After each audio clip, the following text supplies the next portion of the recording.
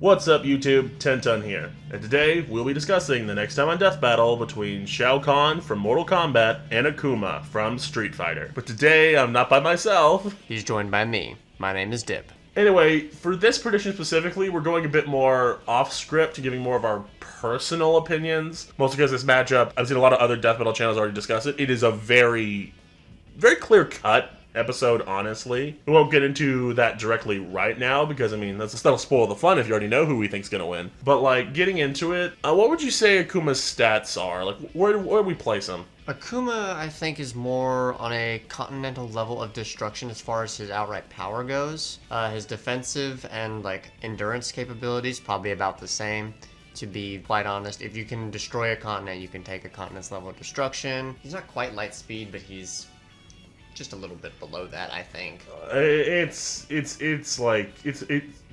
What is Street Fighter's like fucking Fist Star Wars, honestly. To where they're like vague shit of like, dodge lightning this one time, or that's a light laser this one time. You can put him at lightning or light, depending on if you really want to scale it. There's probably a way to do it, knowing Street Fighter. So I believe it's probably just a little bit below light speed. Something like that, yeah. At times. Shao Kahn is an entirely different beast because MK scaling is really weird. Because it really depends on what tier you're in. Because like a lower tier character like Goro, you can't really scale him to the high tier shit that some of the other like Elder Gods can do because he's not on their level. Like, comparatively, like, in Goro's episode, he got, like, what, Mach 3 scaling from Cabal, I think, from him, like, parrying machine gun fire. And, by comparison speaking, Shao Kahn, the high-tier MK characters, you can put him at light. You can totally do it. Like, Kano's laser is literally called a light laser plenty of times in random material. It's questionable, of course, because MK is kind of inconsistent, but, like, most media like that is kind of inconsistent with its speed scaling.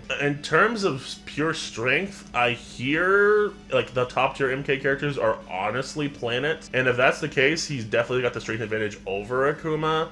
And durability, generally speaking, when it comes to durability, assuming you could do the physical offense version of it, like assuming you could hit that hard, realistically, your body, by physics standards, should be durable enough to take the output that you're putting on it to do the feat. Mm-hmm. So he should realistically be planetary durability as well, meaning Akuma's probably going to have a hard time hurting him. Yeah, and that makes a lot of sense.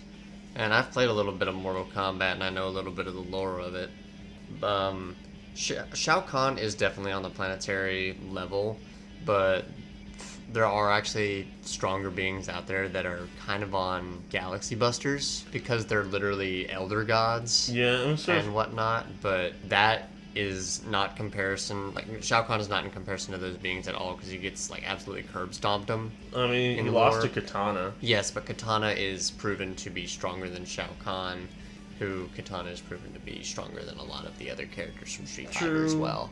True. So, if you can scale Shao Kahn to Katana at all, then you can easily say that Shao Kahn beats a majority of the Street Fighter characters. Yeah, I can see that pretty much. Yeah, that's pretty clear. Yeah, I guess you can tell now we totally think Shao Kahn is going to win this episode. It's not really fair. Akuma's best, honest-to-God strategy to win this is the Raging Demon. The issue with that is, it's not like people haven't survived the Raging Demon in his own lore before. Like, Ryu's Master survived it, Bison survived it. I'm pretty sure there's probably other examples in lore. I know in crossover material, I'm pretty sure Kazuya took the Raging Demon, but I mean, that's non-canon, so you can't really use it. But if Bison can do it, like, Shao Kahn's already proven to be Bison's superior in the previous episode fighting each other, so there's no reason to assume, like, a guy who literally has lived 10,000 years off of soul manipulation couldn't do it too. And as far as combat experience goes, Shao Kahn easily has a lot more experience as well because he's been fighting for, again, like,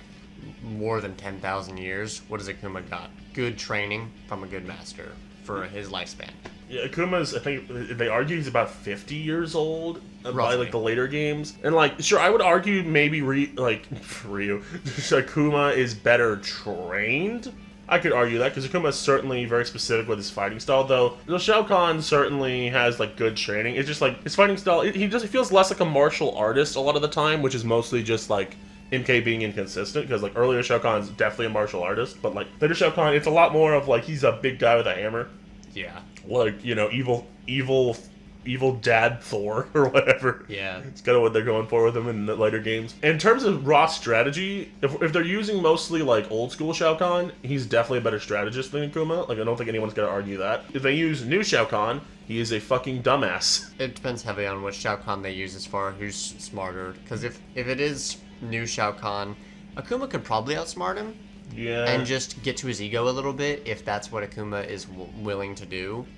But we'll have to see when it comes. But I really think Shao Kahn just has this in the bag as far as raw output goes. Yeah, Akuma's not really the type to like.